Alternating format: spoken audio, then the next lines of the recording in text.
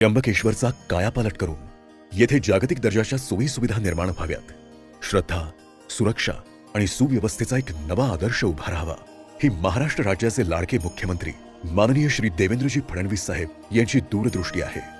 आणि त्यांच्याच संकल्पनेतून आणि दूरदर्शी मार्गदर्शनाखाली अध्यात्माला आधुनिकतेची आणि परंपरेला सुरक्षिततेची समर्थ जोड देणारा दर्शन पथ हा महत्वाकांक्षी प्रकल्प महाराष्ट्र शासनातर्फे साकारला जात आहे.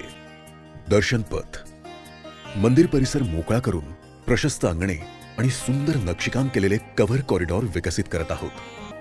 शिवदर्शन संकुल श्री गोरक्षनाथ मठाच्या 5 एकर विस्तीर्ण जागेवर नियोजित हे 2 मजली दर्शन संकुल एकाच वेळी 9000 भाविकांची क्षमता असलेल्या या वास्तूत एकूण 14 भव्य सभागृहे प्रस्तावित असून तळमजला सशुल्क तर पहिला मजला विनामूल्य दर्शनासाठी समर्पित असेल.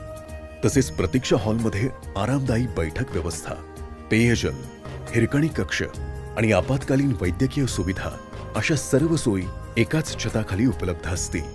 या संकुलाच्या पहिल्या मजल्यावरून थेट मंदिराच्या पूर्व प्रवेशद्वारापर्यंत पोहोचण्याची स्वतंत्र सोय केल्यामुळे गर्दीचा अडथळा न येता भाविकांना अत्यंत भक्तिमय आणि शिस्तबद्ध वातावरणात ज्योतिर्लिंगाचे दर्शन घेता येईल. दर्शनानंतर भाविक पेशवे पथावर येतील. येथे इंटरप्रिटेशन सेंटरच्या माध्यमातून त्र्यंबकेश्वरचा इतिहास आणि ज्योतिर्लिंगांचे महात्म्य मांडले जाईल. परतीच्या प्रवासात नदीकाठी विकसित केलेले सुंदर घाट, विलोभनीय शिवउद्यान आणि सुव्यवस्थित शॉपिंग आर्केड भाविकांना एक सुखद आणि संस्मरणीय अनुभव देईल. नारायण नागबली आणि इतर महत्त्वाच्या विधीसाठी 2 एकर जागेवर भव्य विधी भवन साकारले जात आहे.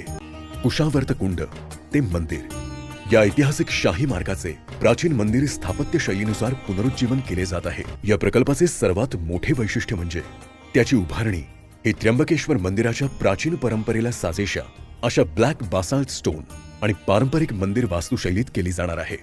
महाराष्ट्र शासनातर्फे राबवण्यात येणारा हा प्रकल्प म्हणजे भक्ती, सुरक्षा आणि नियोजनाचा एक अपूर्व संगम आहे. कुंभमेळ्याच्या पार्श्वभूमीवर सज्ज होणारे हे नवीन त्र्यंबकेश्वर प्रत्येक भाविकाचा प्रवास सुखकर, सुरक्षित आणि आध्यात्मिक समाधानाने परिपूर्ण करेल.